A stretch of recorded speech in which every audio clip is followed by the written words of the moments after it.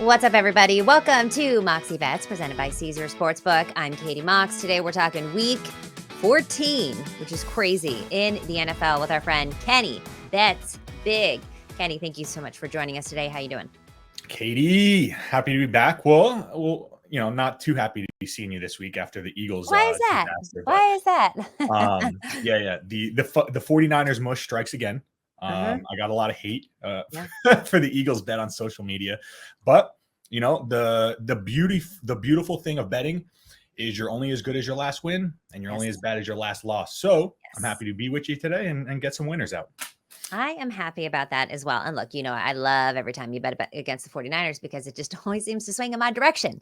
Yep. All right. Before we get into our picks, let's talk Jets here, because even though they're just 4-8, somehow they're still quite relevant. According to Robert Saleh, Zach Wilson's fired up to start this week against the Texans. Obviously, there were some reports earlier this week that he didn't want to play, that he didn't feel like it. Maybe there were some mental health things. And interestingly enough, Aaron Rodgers weighed in on the situation and defended Zach Wilson and scolds his organization, the Jets, for the leak, saying, and I quote, "That's a problem with the organization." He said this on the Pat McAfee show on Tuesday. "We need to get to the bottom of whatever this is coming from, wherever this is coming from, I'm sure, and put a stop to it privately, because there's no place in a winning culture where," and this isn't the first time, "there have been a bunch of other leaks." My thoughts on this are, one, good for Aaron Rodgers. And I feel like Aaron Rodgers has actually been so good for this organization and so good for Zach Wilson, because nobody believes in Zach Wilson. Nobody likes Zach Wilson. I'm not saying that he hasn't earned a lot of the stuff that comes his way, but it is nice when you see someone kind of getting bullied to the extent that I believe Zach Wilson gets bullied, to have someone of Aaron Rodgers' stature stick up for you and say, this isn't right. And we've seen it can actually get worse. All these people tweeting, oh, put in this person, put in that person. It can't be worse. Did y'all see Tim Boyle? The guy was already cut from the team. It can be worse. And I think that Zach Wilson has moments of being a serviceable, not a great, but a serviceable quarterback. But he just gets ragged on so much that I think mentally, emotionally, he can't overcome it. Yeah, I'm trying to pull up. I forget exactly what game it was, where it might have been Zach Wilson's last start. A couple weeks ago? Yeah, I think it was against the Raiders, because I remember I bet the Jets that game. And he looked, again, I'm not going to say he looked good or great, but he was making good throws. He was fitting the ball in tight windows. He was actually making quick reads, right? Just first read, getting the ball out. And there was a lot of really bad drops by the receivers in those games. So it's crazy when you look at like someone like Mahomes, who the team has lost a couple games because of the drops. He gets bailed out every single time, and the blame is never put on him. But then you look at someone like Zach Wilson, who doesn't have some of the weapons that, he doesn't have a Travis Kelce out there. So, and his team is not doing him any favors. So it's tough, because I think the optics of how bad he was last year is what hurts him this year. In right? multiple years, right? It's been a couple years of him being really bad. And, his attitude has not been, and maybe this is leaks within the organization. You remember last year, I can't remember what player it was, came up and was like, Mike White, that's my quarterback. And everybody's praising him, which is clearly a shot at Zach Wilson. But then, you know what? Aaron Rodgers came in, and I feel like he changed the culture a little bit, especially when he went down. People were all disappointed, and he came back and he brought the locker room back together. And then you saw Zach Wilson kind of starting to play not so bad. And again, like, he's not exactly he is not the quarterback they thought they were drafting. He is not, the number 3 overall quarterback that they thought they were drafting. That's for sure. And that's why they got Aaron Rodgers here. And I do believe that Zach Wilson had no intention of playing this season. He didn't want to. He was happy to sit back, learn from Aaron Rodgers, and then maybe go be a backup or a starting quarterback or something somewhere else. I think he's done with the Jets, and he didn't want to play this year. And the only reason why he's been able to do anything is because of Robert Saleh. But I will ask you this. Is it more likely that Aaron Rodgers plays this season, or that Zach Wilson is on the Jets next season? It's got to be that he's on the Jets next season, because at 4-8, unless some miracle happens here, why would you put almost 40-year-old Aaron Rodgers out there, 3 months removed from tearing his Achilles. Whether that happened or not, I don't know. There's a lot of speculation that maybe he's making it up. But with an injury like that, when you're not playing for anything, like if the Jets were in a playoff hunt and, maybe you put Aaron Rodgers in there the final week or something to try and get you guys into the playoffs. Yeah, I could see that. But I don't think they're getting into the playoffs. So why would you put him out there? No, I honestly think that Aaron Rodgers has just been saying that he's gonna come back because he doesn't want the team to get discouraged, excuse me, and give up. I think Right. he's literally just saying all this stuff for motivation so that the team keeps playing in the hopes that maybe he comes back. Because if you think about it, as soon as he went down and it was Zach Wilson, it's like that team wanted to give up. It wasn't until Aaron Rodgers got himself back on the sideline, put a headset on, that all of a sudden the team started to play again. So I feel like this is all a mind game, but I'm here for it. I feel like, Aaron Rodgers has a weird reputation in the media of kind of being an a-hole and a jerk. But if you talk to NFL players and, just the way that he's been around this Jets team, I think he's a great guy. And I think he cares about this team. And I don't think he's going somewhere else next year. A lot of people seem to think maybe he's not going to be a Jet next year, but I think he made a commitment to this team. He probably feels bad about what happened, and he really wants this particular decision of his to turn out well. One person on the hot seat is Robert Saleh, which I'm not sure is fair because Aaron Rodgers got injured on the very first game of the season. They did not bank on not having Aaron Rodgers this season, and the entire season imploded for the Jets.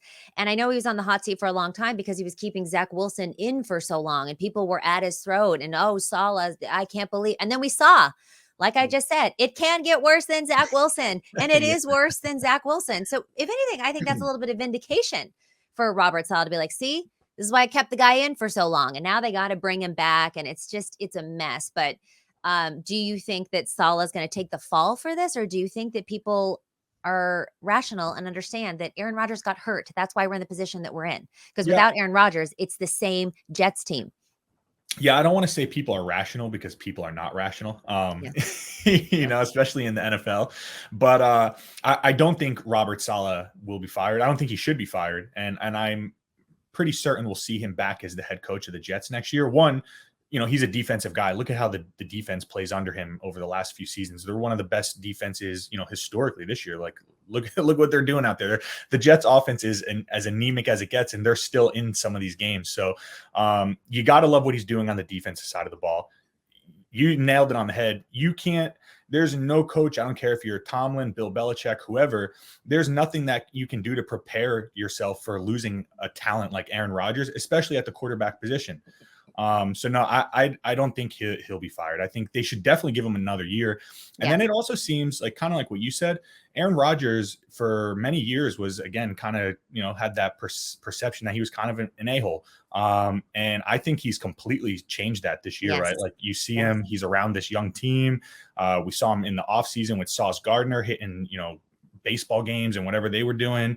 So yeah, I think Aaron Rodgers kind of rejuvenated his, media presence. And I think he'll probably go to bat for Saleh. And I think he'll say, no, I want this guy as my coach next year. Well, and that's the thing. And that's what I appreciate about Aaron Rodgers is that he goes to bat for his people. And you could tell he's a player's guy and he's a coach's guy. We saw what he did for Nathaniel Hackett, one, getting him the job, two, defending him against, the things that Sean Payton said about him earlier this year. We've seen him go to bat several times for Zach Wilson, basically telling, the teammates, cut the this is your quarterback and you guys need to support him. And then now again, he's like saying to the organization, cut the this is your quarterback. Stop with the leaks. And I think he'll probably do the same thing with Saleh. So I love that he throws his weight around for his people. And I also think if he doesn't like you, good luck. Yeah. Good luck to you. Because I think he also throws his weight around in the other direction as well. All right. We're going to take a quick break here. That's enough Jets talk for the day. When we come back, we're talking week NFL Sunday slate, baby. Why should you bet with Caesars Sportsbook? 2 words, Caesars Rewards. Every bet brings you closer to the type of benefits only Caesars can offer. Hotel stays, VIP experiences, sports and concert tickets, and more. It's not just an app, it's an empire. All right, welcome back to Moxie Bets. Let's talk about this right now. Obviously, full slate of games. We can't get through everything. We're going to do 2 money line and spreads, 2 totals, and then 2 prop bets. What's a side that you like this week? Yeah, so the first one I got for the people. Now, I'll be honest, I may be a little biased here because I did put a futures bet on them before the season for them to win the division. Oh. But Katie, I'm buying into the Minshew mania. Hell yeah. Colts. Hell yeah. Yeah. How do you not? Gardner Minshew out there balling it up. They're +1. Some spots have started to move this line to -1 now for the Colts. So we got that line movement. Who are they playing this week? What was that? Who are they playing this week? The Bengals. Bengals. Yeah. Oh, okay. Okay. But Jake Yeah, so Browning, how about that Jake Browning? he did look really good. And Jake Browning, some people don't watch college football. He was elite at Washington. So I wasn't surprised to see him kind of step in and, light it up for a game. But short week, coming off the Monday night game, young quarterback going up against the Colts defense, who they've had games where they've looked really good. So Colts, like I said, the line movement going in our favor. I like the Colts in that spot. Yeah, I forgot. I got a prop bet on that game. Actually, it's a Jake Browning prop bet. I'm gonna go ahead and lay the 3.5 with the Cowboys. This is at even money. The Eagles got the brakes beaten off of them by the Niners in week 13. And we did see last year that San Francisco's particular brand, I guess, of physicality, you could say, saw nearly every single team lose their second game last season after facing the Niners. And anybody who watched that game could see how physical and chippy that game was. So definitely guys are going to be a little bit banged up. And we look at their first matchup that they had between the Eagles and the Dallas Cowboys. It was an extremely close game that came down to the stretch. And that one, of course, was in Philadelphia. And Dallas is just playing extremely well at home. Not to mention they're hot right now and playing well, but they are on a 14-game winning streak at home. They average 41 points per game versus just 23 points away. The Eagles are still a little banged up right now, just in general. And then coming off of that really, really physical game, I think this is a terrible spot for the Eagles. And I do think that the Cowboys win this and they cover handily. Now, that doesn't mean that I think that the Eagles are a bad team or the Eagles are going to implode or anything like that. I think this is just a perfect matchup spot to fade them. And then it makes it really interesting in the NFC East, because then all of a sudden the Cowboys and the Eagles even out, as do the Niners. And guess who's got the tiebreaker, baby? The San Francisco 49ers. So my heart is hoping for this, but when I look at the matchup, I do think that the Cowboys win this one, and I will lay that 3.5. And I love it at even money. Yeah. You had to throw in there that the 49ers just dismantled the Eagles, right? You had to throw in that zinger. Well, it went into my point of, that they're a little banged up emotionally and physically. Yeah, you nailed that one on the head, because not only are the Eagles coming off a tough game against the Niners, but the Bills and the Chiefs, right? So they're coming off like 3-4 straight games of just an absolute gauntlet. So yeah, I think this spot sets up pretty nicely for the Cowboys for sure to get one at home. The way that the 49ers were able to expose the secondary, certainly they're weaker in the middle. The Cowboys are watching that tape, and they're going to be prepared. And it's not that I think that I just think the Eagles are kind of tired right now. They're kind of tired. They're kind of beat up, and it's just the perfect storm to lose 2 in a row. Yeah, I was going to ask you. I saw you posted the Nick Bosa little interview. Yes.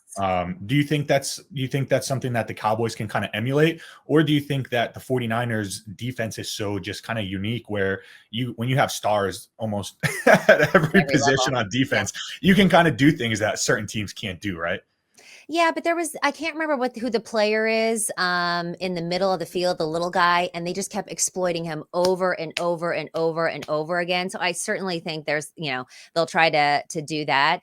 But I think, look, the Dallas Cowboys defense is also extremely talented. They put a lot of pressure up front, and I do think that there is a little bit of a blueprint there. Now, I'm not saying this is how you beat the Eagles every single week, because again, don't get me wrong, this is an incredibly good football team that has the best record in the NFL.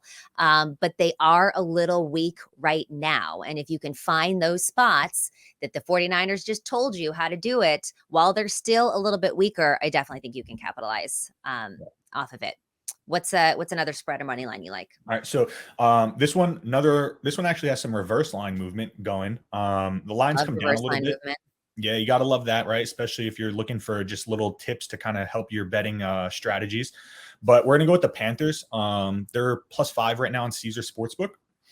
if you fade Dennis Allen as a favorite of over a field goal throughout his career, you've made a lot of money. So Dennis Allen as a coach in the NFL is 5-16-1 against the spread as a favorite, coaching as a favorite over a field goal.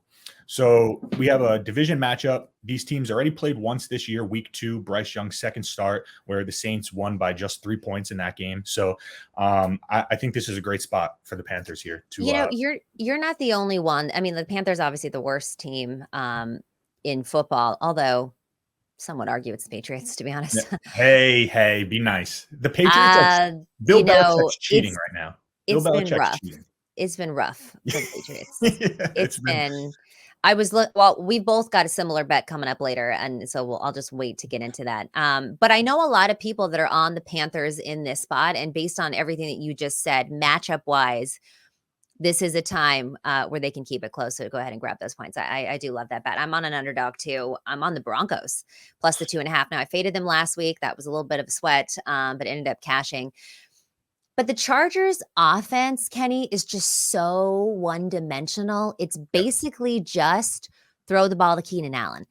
They don't have a run game right now. It's just throw the ball to Keenan Allen. And I do think that this Broncos defense and secondary, especially with Patrick Surtain, is so much more improved. The beginning of the season, they were like the worst defense in the world. And now all of a sudden they're like dogs on there, not letting anything pass. So I think when you look at how one-dimensional this offense is, and you've got Patrick Surtain on the other side, who's been elite, to say the least, I think it's going to make it hard for Herbert and for Keenan Allen to get some stuff done. Also, the Chargers right? They turned the ball over at a ridiculous rate this season. And if you look at where Denver found a lot of their success during that 5-game winning streak, it was winning the turnover battle. So we know that LA is going to turn the ball over because that's exactly what they do. We know that the Broncos know how to capitalize on that. And the Chargers, again, offense is just too one-dimensional. So I'll go ahead and grab this 2.5 with Denver. I was shocked to see that Denver was an underdog in that game. Yeah. Shocked. The Chargers have done nothing good all year. Not one good. What do you think about Bill Belichick going to the Chargers? I don't think, and again, I'm a fan, so maybe I'm biased. I don't know, but I don't think Bill Belichick's going anywhere. I've been saying this for weeks, and for whatever reason, I really haven't capitalized on it. But I'm almost 100% certain the Patriots are tanking for a quarterback because Caleb Williams or somebody, yeah. And history has shown us that if anyone out there is going to, sneakily kind of put the odds in their favor, it's going to be Bill Belichick and the Patriots. So, I think he's looking at his team saying, we got a good defense. There's, we don't really have a ton of pieces around on the offense, but if we had a serviceable quarterback in there, we might be able to do some things. So I think they're tanking, honestly. Well, yeah, and you know what? That would make sense because this record is just absolutely pathetic. And we know that Mac Jones is not the guy. He's not the guy. He's never been the guy, and he's never going to be the guy. And so, I do think because you've got some decent weapons too. I mean, Kendrick Bourne can be really good. You've still got a strong defense. Yes, there are pieces that you could build off of, but not with Mac Jones. I would take the 49ers practice squad probably over the Patriots offensive players. I would too. Yeah. I would too. Obviously we're going to talk about it, but you see how bad we look. Let's actually get into that right now. Let's talk some totals, and let's just talk. We've been talking about the Patriots. We've been alluding to this for a long time. You and I are both on the same bet here. Team total under 12.5. Kenny, do you know, first of all, they rank 32nd in the league, dead last with points per game this season at just above 12. But you know how many points they've averaged over the last 3? Just 4.3 points. That is their average over the last 3 games. This offense can't do anything. The fact that the Chargers beat them 6-0, that is the most disgusting game. The only grosser game is going to be tonight on Thursday Night Football with the Steelers and them. But this is a Thursday night bet, guys. Patriots under 12.5. Lock it in because this bet has been cashing. It's lower. It's lower than it's been. It was 13.5 last week, and we still cash on it. But anyways, you state your case on your team. Yeah, I'm just shocked that it's 12.5. I don't see any world where the Patriots are going out there and scoring 2 touchdowns on the Steelers defense in Pittsburgh on Thursday night. Yeah. Yeah, that with Bailey Zapp at quarterback, that ain't happening unless there's like some fluke stuff that happens, maybe like a punt return or a pick six or something. The Steelers' offense is not putting up 13 points out there tonight. No, just not Take happening. the under in this game. I mean, it's going to take a lot for me even to want to watch this game, to be honest. Because you're gonna watch it. Well, yeah, I am. I'm a fan, and this is a game where, hey, guys, if you're listening and if you're not betting this game, take your girlfriend out, go do something with her. Okay, buy yourself some points for Sunday, some brownie points. Speaking of, I saw this video going around on social media where the girl's on her phone or whatever, and he's tricking his girlfriend. He says, "Babe," she was like, "What?" And he was like, "You know what? I decided not to watch Tuesday Night Football tonight, and I'm going to take you out to dinner because I really feel like we haven't done anything together." And she was like, "Oh my God, really? Are you sure?" He's like, "Yeah." He was like, "You know what? We don't need Tuesday Night Football." And the poor thing had no idea that there was no Tuesday Night Football and actually thought that her boyfriend was choosing her over football. So stay woke, sisters. Okay. It's Mondays, Thursdays, and Sundays. Of course, if you watch college, then there's some other nights sprinkled in there. Maybe some Maction. Maybe that's what he meant. He was missing the Maction on Tuesdays. But that just reminded me of that. But yeah, I mean, there's just no way. Just take the under on the team total. I will be shocked if they get more than one touchdown. But yeah, agree with you there. I'm doing what I always do, and I'm taking the 49ers team total. I give this out every single week, guys, every single week, and it is hit every single week except for 3 during the Niners 3-game losing streak.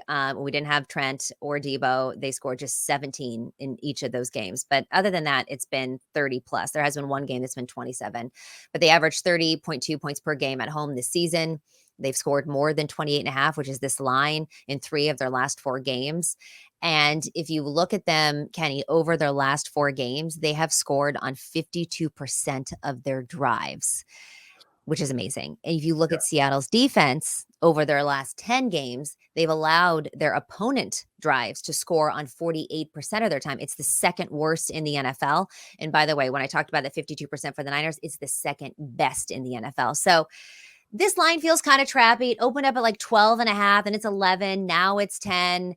The Seattle Seahawks are kind of feisty. The 49ers are coming off an emotional win. Maybe they keep this within 10, but I feel very confident that the 49ers get to 30. Yeah, this is just not the time you want to play the 49ers. I don't know. I don't know if there's an offensive lineman that's as important to their team as Trent Williams. Like, it's crazy just the style of football they play when he's in there versus not in there. It's, you can tell this is a big difference. So I'm going to go with a teaser, 2-team teaser. We're going to tease the totals up and then take the under. We're going to go with the Jags. Are going to take a 6-point teaser. So that'll go to 36.5. And then the Jets Texans will go to under 39. Unders at 37 or below over the last 4 years. 28, 7-1. That's 80%.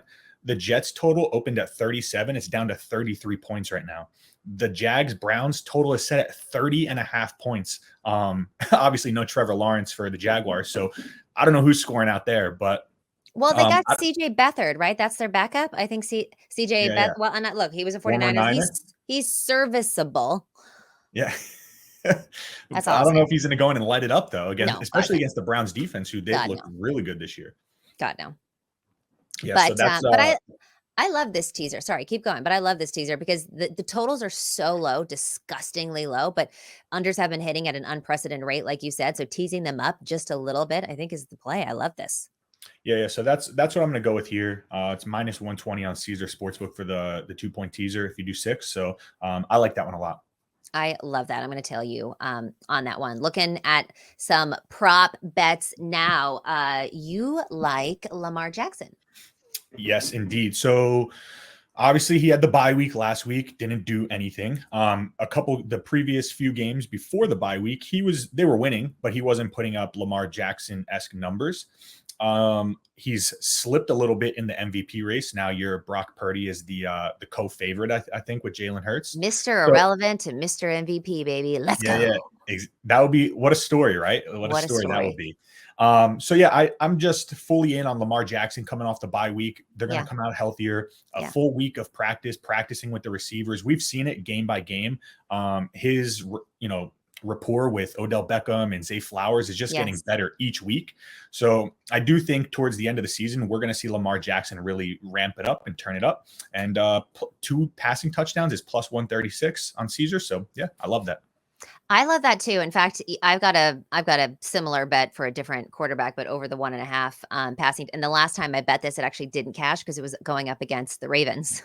And I remember, and by the way, this is Jared Goff. I'm taking Jared Goff over 1.5 passing touchdowns. The last time I bet this on the show, actually, it did not cash. And I was like, oh, the Ravens red zone defense. Yeah, they're really great. But what kind of quarterbacks have they faced? Yeah, Jared Goff is going to light them up. And he did not. However, I do feel good about him in this spot versus the Chicago Bears. So look, it's been kind of a struggle, right, for Goff and the Lions and, their offense and certainly their defense. Their defense can't seem to stop anyone, but they've had 6 turnovers in their last 3 games. Not really a good look, but the one thing that he has been doing well is Goff has thrown for 2 touchdown passes in 4 straight games. And this Bears pass defense has been kind of hit or miss. Yeah, sure, they looked really good last week, but are we really going to trust them consistently moving forward, especially when you have pass catchers like Amon-Ra St. Brown or what Sam Laporta has been doing out there from Iowa? Chicago ranks 30th in passing touchdowns allowed. So I do think that, hopefully they can right their ship a little bit here against Chicago, but I feel pretty confident that Goff gets at least 2 passing touchdowns. Jared Goff, baby, lighten it up. And the Bears are in the same. They have no business winning football games. The Chicago Bears. So yeah, I'm with you on that one. I like that. Next prop I got for you. So this is one I've actually been taking just every week blindly. Where the Jaguars are terrible at defending the running back coming out of the backfield and catching passes. So what I've been doing every week is I just take the running backs over on catches, over on receiving yards, and then I ladder the receptions. So like this week I took Mixon 3 catches, 4 catches, 5 catches, 6 catches. 6 catches was plus 480. He hit 6 catches against the Jaguars. So Jerome Ford, very versatile running back for the Cleveland Browns. Last game, he had 3 catches. The game before, 4 catches. So there's no line out yet for this one, but that's what I'm going to do. I'm going to take Jerome Ford over catches. I'm going to ladder his catches, and I'm going to take his receiving yards, all of them, because the Jags can't stop the running back. I love that. And I don't know why I'm blanking on their quarterback name, the old guy that was with the Ravens for a long time. And then Flacco, yes. I like this too, especially with Flacco, because we do know that Flacco does like to throw the ball a lot. So, I can see him doing these little shovel passes to Jerome Ford. So love that. I love that you said that, because one of my points for the Lamar Jackson prop was Joe Flacco just put up 2 friggin' touchdowns against the Rams. You're going to tell me Lamar Jackson's not throwing 2 touchdowns? Yes. Come on. I love that. Yes. And you know what? That was fun to watch Flacco. And we'll sometimes the adrenaline of the first game. We'll see how this all settles out. But I'm looking at Jake Browning again. And I will say, I said it on this show, and I also said it on my other podcast, and everybody laughed at me when I was like, don't lay these points with the Jags. I think that Jake Browning is going to be better than we think he is. And this feels a little bit trappy. And it was mostly because I had read an article where Jamar Chase was like, hey, look, when Joe Burrow was injured in the beginning of the season, Browning had all of those first team reps. So I thought, okay, it was his first time start, came in the middle of the game versus the Ravens. He had one start that wasn't that great. And I just knew it just was going to click. And what we've seen from Brock Purdy, what we've seen from Geno Smith, what we've seen from Josh Dobbs, it's almost kind of like, this just came to me right now. It's almost kind of like reality TV stars that become really, really famous, where they're like not famous for anything. It's like these quarterbacks that aren't drafted necessarily very high, but they're still good. They still work. They're still serviceable. And we're starting to kind of give these guys opportunities. And Jake Browning is one of them. So anyways, all that said, I like him over 12.5 rushing yards tonight. It's at minus 119. In his 3-game sample size that we have, he's averaging 23.7 rushing yards per game in those 3 games. And that's basically since Joe Burrow went down. It's about 7.9, just under 8 yards per attempt. And when you look at the Colts, they've allowed 13 plus rushing yards to opposing quarterbacks in 61% of games this season. They actually allowed the 4th most rushing yards to quarterbacks in 2023. So Jake Browning, get a little loose, my guy, and get 13 rushing yards at minus 119. Yeah, he's sneaky athletic too. I remember at Washington, he ran a lot. So I actually bet him to score a touchdown last game. It was plus 900 cashed. So. I love it. All right. The time has come now for your Mox Locks. What you're absolutely taking to the window. Mine is going to be for personal and money reasons. The Cowboys minus the 3.5, because I would like to even things out here in the NFC and give my Niner boys home field advantage. But again, matchup wise, nothing in my body is like, I would love to lay the points with the Cowboys. That doesn't exactly make me happy here, people, for everyone who's like screaming right now saying I'm such a homer. I do think matchup wise, lay the points with the Cowboys. This is a very short line for a very good team at home. Would you take 3.5 or 3? I'm taking the 3.5. Oh, all right. Well, look, if you can find a 3, get the 3. You know what I mean? Of course. But on Caesars, it's 3.5. And that's what I'm laying. I think they win by like between 5 and a touchdown. Okay. I mean, I wouldn't be surprised. The Eagles, they're just too banged up right now. Yeah. They're just too, they're a little defeated. Yeah. And the hungry dogs are not running faster. The hungry dogs are tired. Right. And then you see everyone talking about how Hurts is hurt, and Bosa's talking about how he can't throw on the run. So it's just not looking good. First of all, then you got Derek Carr's brother out there saying that they should bench him and look at Marcus Mariota, when that is the most ridiculous thing I've heard in my life. I actually don't. So he got a lot of heat for that take. I don't hate it. Here's why. Because why are you going to play Jalen Hurts this week? I understand you're going for the number 1 seed in the NFC. I understand that. But if Jalen Hurts, if what Bosa is saying is true, that Jalen Hurts is that banged up where he can't throw on the run, you have no chance of making it to the Super Bowl. You have no chance. So what's the point? You get what I mean? Like, if Jalen Hurts is hurt, he's probably not going to win this week. You might as well. But you're not going to go against the Cowboys with Marcus Mariota. Yeah, I know it sounds crazy, but if you're looking ahead and your goal is Super Bowl or bust, it's probably not a bad idea. That's all I'm saying. That's all. I think unless they are injured enough to the point where they can't play, they play. Yeah. Hey, if you're hurt, rub some dirt on it. That's Katie's motto. So my Mox Lock, looking at the board, there's some good options, but there's really only one option. Patrick Mahomes favored under a field goal coming off a primetime loss. Are you kidding me? Yeah. Traditionally, yes, but I got burned on this one last week. Yeah. Well, listen, I don't need to say much. Mahomes off a loss at home. The numbers speak for themselves. Yeah. There's, for whatever reason, the guy's 8-3, and people are saying the Chiefs are not that good this year. I don't know. Maybe that's just the level that we expect from Patrick Mahomes now. Is just the guy just should never lose a game. Yeah. But yeah, I mean, he went into Lambeau, one of the toughest places to play, especially when it's cold out. He'd never played there before either, which is funny. That is pretty crazy. I'm shocked you never saw like him versus Rodgers in Lambeau Field. Yeah. NFL screwed us there. Yeah. But so he goes into Lambeau, tough place to play, primetime football. And the Packers are just one of the hottest teams in football right now. Like, Jordan Love is balling out there. So, it wasn't that bad of a loss. But at home to Buffalo, I think Mahomes gets it done. And I'll take the money lines minus 120, 125. So I'll take that all day. This is going to be a tough one. I've got Josh Allen as my fantasy quarterback, so I'm going to need him ball out in this one because I've lost my last 2 fantasy matchups, especially when he was on a bye, which was very disappointing. That's neither here nor there. Yeah, hard to argue with the logic here. I'm kind of worried about this Chiefs team. And I can hear Edie is very upset with me. She's either hungry or she has to go to the bathroom. So let's just talk about Thursday Night Football really quick before I take the dog out. Patriots at the Steelers. Danny and I talked about this on Monday. This is disgusting. Yeah. Only the sickos are really betting on it. Only sickos are taking the spread. If you're laying 6 with Pittsburgh, or you're even taking 6 with New England, you are a sick. I appreciate you, but you're sick. We're both on the under on the team total. I think 30 points isn't even low enough at this point. I would take the under, but you're not even watching this game. You're taking your girlfriend out. Yeah, I'm a fan and I'm not watching this game. One, the Patriots season has been over for me. Well, that makes more sense if you're a fan and not watching this game, because you're trying to save yourself. Yeah, exactly. Agony. If you're watching this game, you're either a diehard football fan and you'll watch anything the NFL puts out, or like you said, you're a sick. So yeah, no game for me tonight. But I do like the Patriots team total under. Yeah, love it. All right, Kenny, thank you so much for joining us today. You can follow him on social at Kenny Bets Big, and tail his picks. Unless he's the only thing you shouldn't tail is when he bets on the Niners. Everything else, tail this guy. He is very, very sharp, and we appreciate you as always coming on. This has been Moxie Bets presented by Caesar Sportsbook. Don't forget to follow us on social as well at Moxie Bets. Good luck with your wagers this weekend. We'll see you Monday.